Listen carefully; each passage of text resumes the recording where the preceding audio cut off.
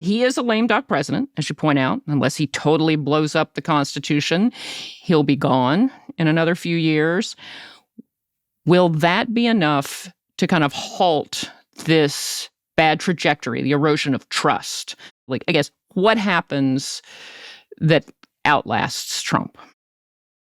That's a really interesting question, because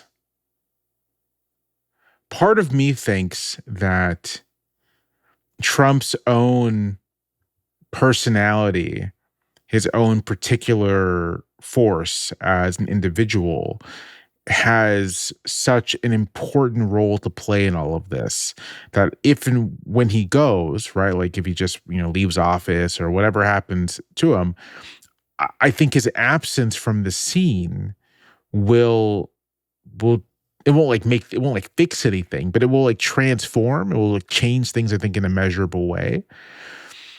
But then he's been on if and when this happens, he will have been on the scene for well over a decade, and that does shape and change American politics. There will be basically a generation of Republican politicians for whom Trump is their lodestar.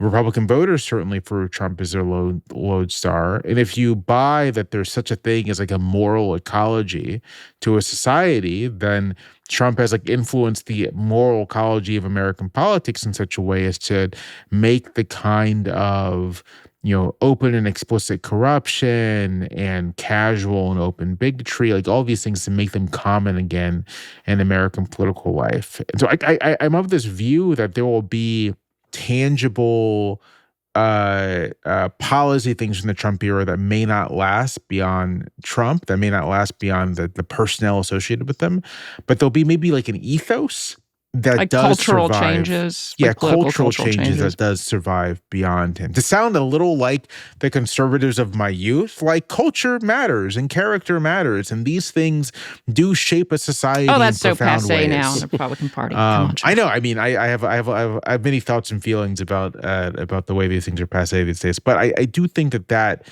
might be the thing that endures out of all of this. But it's hard to say.